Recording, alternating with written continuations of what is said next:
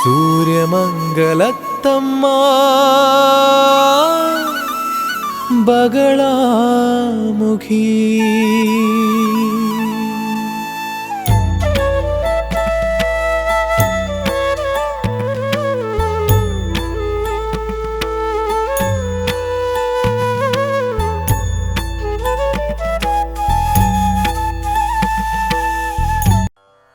జై జగన్మాత దేవి బగళాముఖి.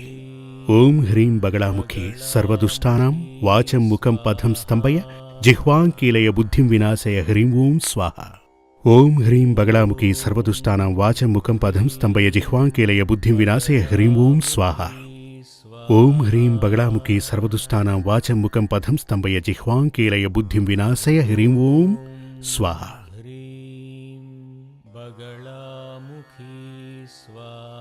టీవీల్లో ఈ కార్యక్రమాన్ని చూస్తున్నటువంటి వీక్షకులందరికీ పలు రకాల ప్రశ్నలు, ఇది చూసిన వారికి వారి మనసులో ఏర్పడ్డ ప్రశ్నలకు, అంటే వాళ్ళ ఇళ్లల్లో జరిగే సంఘటనలను బేస్ చేసుకుని ప్రశ్నలను ఉత్తరాల ద్వారా ఈ సూర్యమంగళానికి పంపించి అడగటం జరిగింది. వాటిల్లో చాలా ముఖ్యమైన ప్రశ్నలకు, అంటే ఇటువంటి ప్రశ్నలు చాలామంది మనసుల్లో ఉద్భవించుంటాయి. అలా ఉన్నటువంటి ముఖ్యమైన ప్రశ్నలకు మాత్రమే కొన్ని సమయాలలో నేను సమాధానమిస్తుంటాను. ఇప్పుడు ముఖ్యమైన కొన్ని ప్రశ్నలను కొందరు అడగటం జరిగింది. అవేమిటంటే, జాతకంలో యోగబలం ఉండి విడాకులు తీసుకోవటానికి కారణం ఏంటి అని అడగటం జరిగింది. అంటే జాతకం చూసే కళ్యాణం జరిపించారు, కానీ వివాహం రద్దయింది. దానికి కారణమేంటి అలా అని అడిగారు. ఇలాగే ఇదివరకు చాలామంది ఇలాంటి ప్రశ్ననే అడగటం జరిగింది. ఆ ప్రశ్నకు సమాధానం చెప్తాను. జాతకంలో యోగబలం ఉండి వివాహం రద్దవటానికి పలు కారణాలున్నాయి.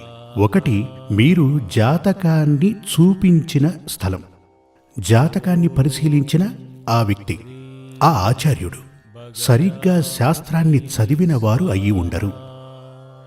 ఇప్పుడు మనం పంచాంగం అది చూస్తుంటాం కదా, పంచాంగం. ఆ పంచాంగంలో వివాహ నిబంధనలు అని రాసుంటాయి, 10 నిబంధనలు. రాశి, రాశి అధిపతి, వశ్య, మహీంద్ర, ఇలా 10 నిబంధనలు కనపడతాయి. అంతెందుకు, ప్రతి పంచాంగంలోనూ అవి కనపడతాయి. మీరు జాతకాన్ని తీసుకెళ్లి ఒక ఆచార్యునికి అప్పగించే ముందు శాస్త్రీయ విధానంలో జాతకాన్ని చూసే, అంటే జాతకాన్ని చూసి ఫలాన్ని మనకు చెప్పే విధానం గనక అతనికి తెలియకపోతే అతను ఏం చేస్తాడు అంటే, వెంటనే పంచాంగాన్ని చేతికి తీసుకుని రేవతీ నక్షత్రానికి అశ్విని నక్షత్రం ఎంతగా సరిపోతుందేంటో అందులో రాసుంటారు. దానిని చూసి ఆయన చెప్తారు, ఈ నక్షత్రానికి ఆ నక్షత్రం 8 విధాలా సరిపోతుంది, 10 విధాలా సరిపోతుంది అని చెప్పి మనకిచ్చేస్తారు. కొందరైతే మరి పర్సంటేజ్లు ఇస్తుంటారు. 75% సరిపోతుంది, 85% సరిపోతుంది అని చెప్పి రాసిస్తూ ఉంటారు. వీటిని నమ్మి వివాహం చేసుకుంటే చివరికి పెను ప్రమాదాలు కొని తెచ్చుకున్నట్టే. దానికో చిన్న ఉదాహరణ చెప్తాను. ఒక వివిఐపి నా దగ్గరికి ఆయన వచ్చి కళ్యాణానికి నన్ను ఆహ్వానించడానికి వచ్చారు, కళ్యాణ పత్రిక ఇవ్వడానికి వచ్చాడు. అప్పుడు నేను ఊరికే ఉంటే సరిపోయేది. ఉన్నా కూడా నేను అడిగాను, ఎప్పుడు పెళ్లి పెట్టుకున్నారు, ఎక్కడ పెళ్లి పెట్టుకున్నారు, ఇలాంటివన్నీ అడిగాను. ఎందుకంటే వారి జాతకం నా దగ్గర ఉంది. కానీ వివాహాన్ని ఫిక్స్ చేసిన కాలం, సమయం, ఆ వరుడి యొక్క జాతకాన్ని నేనెప్పుడూ చూడలేదు. అమ్మాయి జాతకం ఎలాగూ నా దగ్గరే ఉంది. మీ అమ్మాయికి పెళ్లి ఘడియలు రాలేదు, మరెందుకు వివాహం చేస్తున్నారు అని అడిగాను. ఎందుకంటే చాలా కాలం తర్వాత నేను ఆయన్ని కలిశాను. లేదండి, అనుకోకుండా అలా ఫిక్స్ అయ్యింది. వాళ్ళ ఫ్యామిలీ జ్యోతిష్కుడు ఉన్నాడు, ఆయన దగ్గర చూపించి జాతకం సరిపోతుంది, 8 విధాలా బాగుంది, జాతకం చాలా బాగుంది అనగానే వివాహాన్ని ఫిక్స్ చేశాం అలా అని అన్నారు. అప్పుడు సరే ఓసారి ఆ జాతకం ఇవ్వండి చూస్తాను అనగానే ఆయన జాతకం ఇచ్చారు. ఆ జాతకాన్ని చూసినప్పుడు నేను అదే చెప్పాను, అవును 10 రకాలుగా కలుస్తోంది, 8 రకాలుగా కలుస్తోంది అని. కానీ ఈ పెళ్లి జరగకూడదు,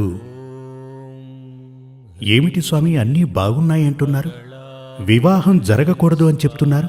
ఇప్పుడు వివాహానికి అన్ని ఏర్పాట్లు చేసేసుకున్నాం, నిశ్చయ తాంబూలం కూడా తీసుకోవడం జరిగిందన్నాడు. కానీ మీ అమ్మాయికి ఈ పెళ్లి జరగకూడదు అని చెప్పాను. అసలు ఎందుకు జరగకూడదు? ఒకటి, అమ్మాయికి ఇప్పుడు పెళ్లి ఘడియలు లేవు. ఇప్పుడు తన జాతకం ప్రకారం తాత్కాలికమైన సంబంధమే ఏర్పడుతుంది. కళ్యాణ ఘడియ లేదు కాబట్టి ఇప్పుడు కళ్యాణం జరపకండి, 1.5 సంవత్సరం తర్వాతే ఈవిడికి మాంగళ్య యోగం ఆరంభమవుతోందని చెప్పాను. అప్పుడు వారు, లేదు స్వామి, అందరికీ చెప్పేయటం జరిగింది, పత్రికలు కూడా పనిచేశాం, మండపం బుక్ చేశాం, అందరికీ చెప్పేశాం, ఇప్పుడవి ఆపటం కుదరదు అని అన్నాడు. సరే, విధిరాతను ఎవరు మార్చగలరు అన్నాను. కొన్ని సమయాలలో విధిరాతను మార్చటం కుదరదు. తరువాత వాళ్ళు వెళ్ళిపోయారు. అప్పుడు వారు నన్ను అడిగుండొచ్చు, అసలు ఎందుకు ఈ వివాహం జరగదు అని. వారు అడగలేదు, నేను కూడా చెప్పలేదు. ఎందుకు జరగదంటున్నారని ఆయన అడగలేదు, నేను చెప్పలేదు. అన్నీ బాగున్నాయి కానీ పెళ్లి చెయ్యకండి అని నేను చెప్పాను. వివాహం జరిగిపోయింది. వారు అనుకున్న సమయానికే చాలా గ్రాండ్గా పెళ్లి జరిగింది. నేను అప్పుడే ఆయనకు చెప్పటం జరిగింది, ఈ వివాహం జరిగితే మహా అయితే 6 మాసాలు, ఆ తర్వాత వారు విడిపోతారు అలా అని చెప్పాను. అప్పుడు వారు చాలా పెద్ద పార్టీ, అదే వివిఐపి అని చెప్పానుగా, అలా ఉండడం చేత నేను వారికి మరో విధంగా కూడా చెప్పాను. మీరు ఒక పత్రం తీసుకురండి, స్టాంప్ పేపర్, దాంట్లో రాసిస్తానని చెప్పాను. మీరు ఈ వివాహం ఆపు చేయండి అని చెప్పాను. అప్పటికింకా వివాహం జరగలేదు కదా, కేవలం నిశ్చయతాంబూలం మాత్రమే తీసుకున్నారు. దానిని ఏదో ఒకటి చెప్పి పోస్ట్ పోన్ చేయండి, స్టాప్ చేయండి. పోస్ట్ పోన్ కాదు, వద్దు. నా మాట వెళ్ళలేదు. ఇంకో రకంగా కూడా చెప్పాను. ఏ విధంగా చెప్పాను? మీరు ఒక స్టాంప్ పేపర్ తీసుకురండి, నేను దాంట్లో రాసిస్తాను, మీరు దాన్ని మీ పూజ గదిలో కానీ బెడ్రూమ్లో కానీ పెట్టుకుని రోజు చూసుకోండి అన్నాను. వీరికి వివాహం జరిగితే 3 మాసాలలో విడిపోతారు, మహా అయితే 6 మాసాలు, ఆ తర్వాత కలిసి ఉండరని చెప్పాను. ఇక్కడ మీరు ప్రత్యేకంగా గమనించవలసినది, వారి ఆచార్యులు చెప్పారు జాతకం కలిసిందని. నేను జాతకం కలిసిందనే చెప్తున్నాను, 8 విధాలా కలిసిందని చెప్పాను. కానీ ఆ వివాహం గ్రాండ్గా జరిగింది. అమ్మాయి పెళ్ళయిన తర్వాత ఫారెన్ వెళ్ళిపోయింది. 3 నెలలు గడిచాక అమ్మాయి తిరిగి వచ్చేసింది. అత్తగారింట్లో చెప్పకుండా, భర్తకు చెప్పిందో లేదో ఆ విషయం నాకు తెలియదు. అమ్మాయి వచ్చేసింది. వెంటనే నాకు ఫోన్ చేశారు, స్వామి ఏం జరిగిందో తెలియట్లేదు, అమ్మాయి తిరిగి వచ్చేసింది అని. ఏం జరిగిందో చెప్పట్లేదు, నాకతనితో సంబంధం వద్దు అని చెప్తోంది అన్నారు. నేనన్నాను, మీరమ్మాయిని ఇక్కడికి తీసుకురండి అని. వారు అమ్మాయిని తీసుకువచ్చారు. అప్పుడు ఆ అమ్మాయిని నేను అడిగాను, ఏ కారణం చేతనే కదమ్మా నువ్వు తిరిగి వచ్చేశావు అని ఆ అమ్మాయిని అడిగాను. విషయం ఏంటంటే, ఎవరితో అయితే ఆ అమ్మాయి పెళ్లి జరిగిందో ఆ పెళ్లి కుమారునికి అసలు మగతనమే లేదు. అదే అసలు సమస్య. అసలు పెళ్లి చేసి పంపించడం ఎందుకు? కామశాంతిని పొందుటకు కదూ. 8 విధాలా సరిపోయినటువంటి ఆ జాతకంలో కామశాంతి లేనే లేదు. ధన భాగ్యం గురించి అసలు చెప్పనే లేదు, సంతాన భాగ్యం గురించి లేనే లేదు.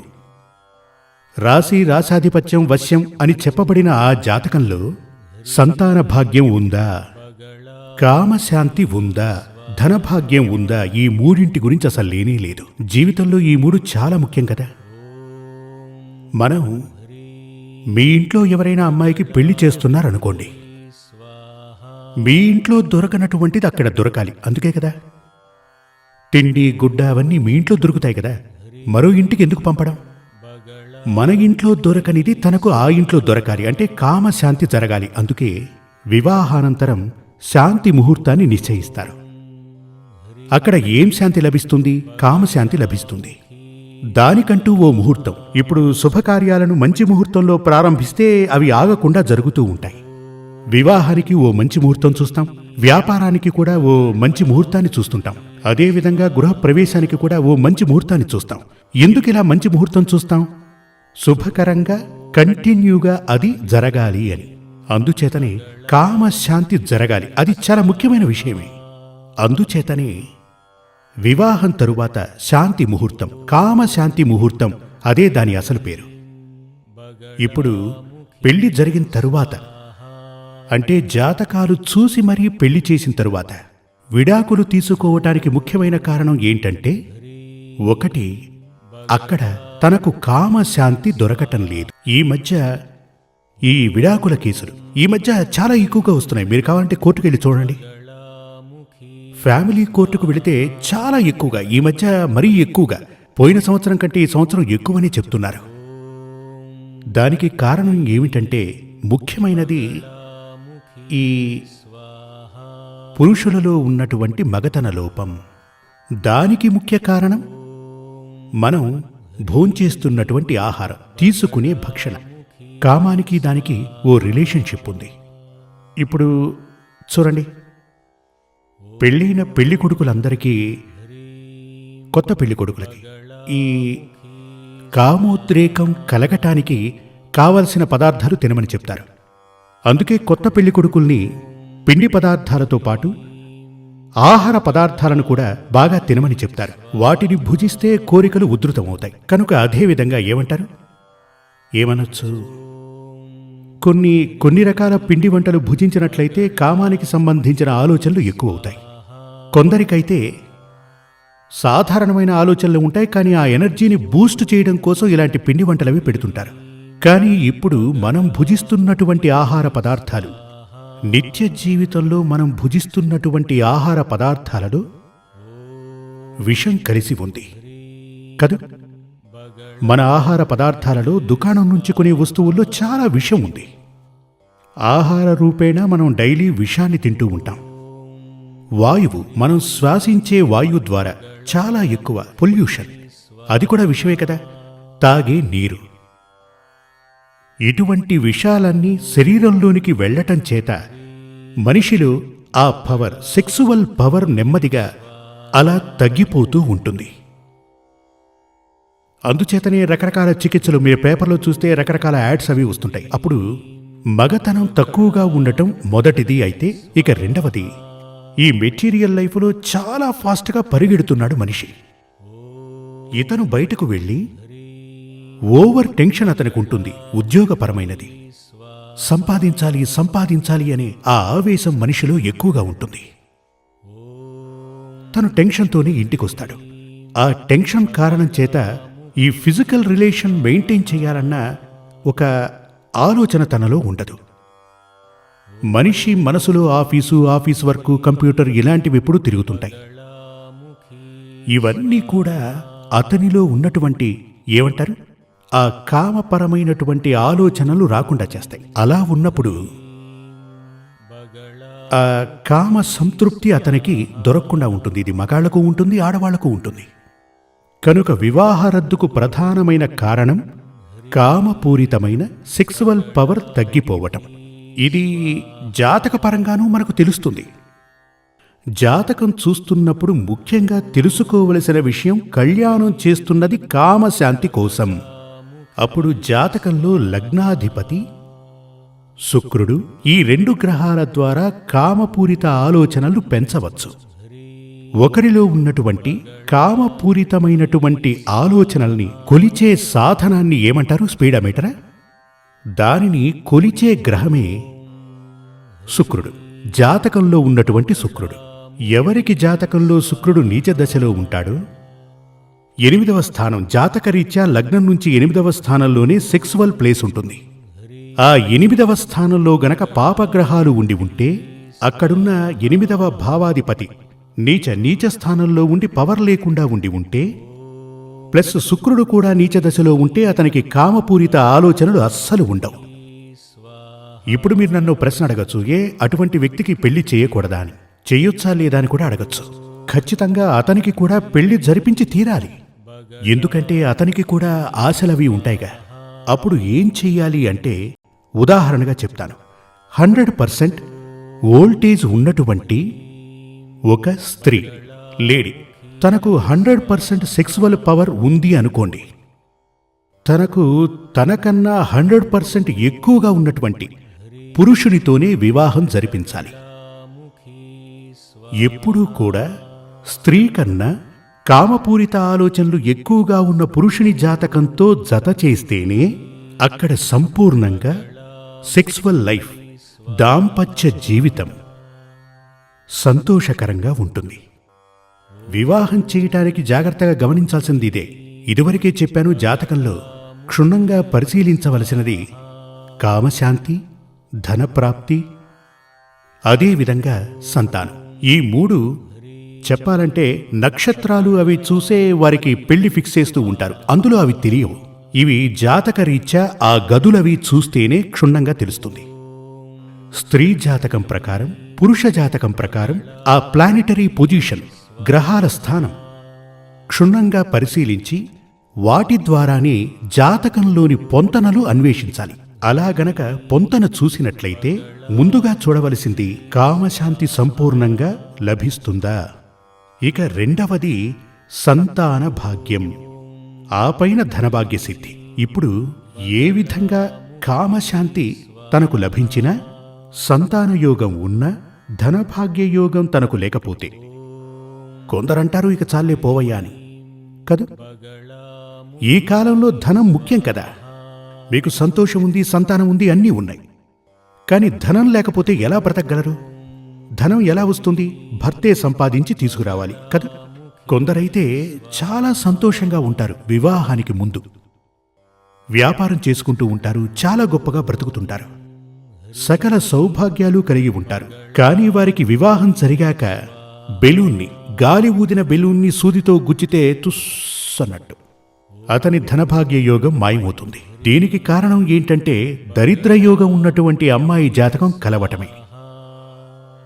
జీవితమని చెప్పబడినది ఓ కుటుంబం.